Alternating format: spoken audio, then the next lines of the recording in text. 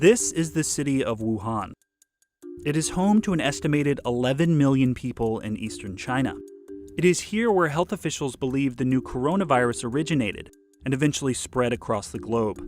Cases of the disease it causes, known as COVID-19, have risen rapidly as health officials have worked to contain the virus. Here's how COVID-19 became a global pandemic. On December 1st, 2019, a patient in Wuhan begins to show symptoms of viral pneumonia, according to a report in the Lancet Medical Journal. That patient is believed to be the first documented case of the virus.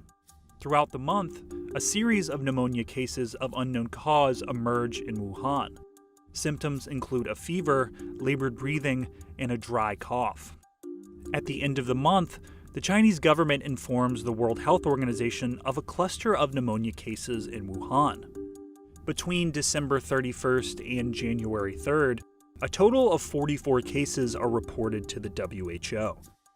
Many of the patients were found to have visited an open-air seafood and animal market within the city. Chinese authorities shut down the market, and on January 5th, the WHO reports the infection could be connected to exposure to live animals. Chinese scientists discover sick patients are infected with a new strain of coronavirus, according to Chinese state media. Coronaviruses are a large family of viruses that include the common cold. At this point, there are no documented instances of human-to-human transmission. On January 11th, China reports the first death from the disease in Wuhan. Concerns grow about the ability to contain the virus over the upcoming Chinese Lunar New Year, when millions of people travel across the country.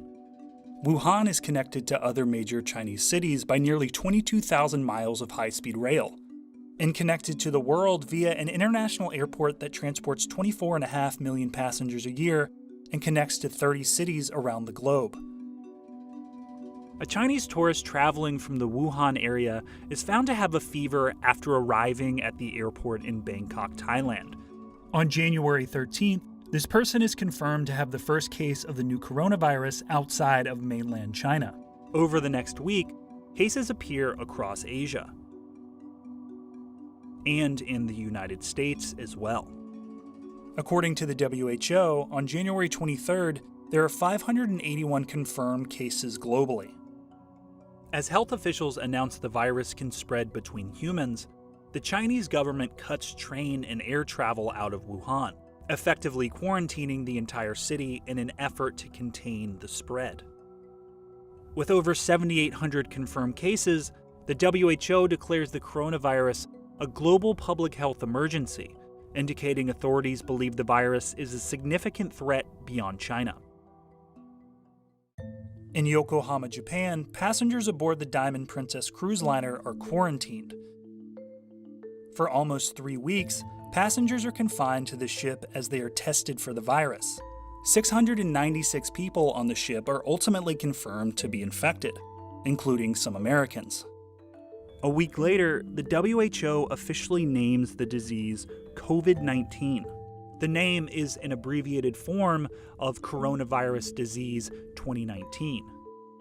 On February 17th, the number of new cases reported by the WHO rises sharply after Chinese authorities change the criteria for diagnosing the illness, raising concerns that the virus is speeding up, not slowing down.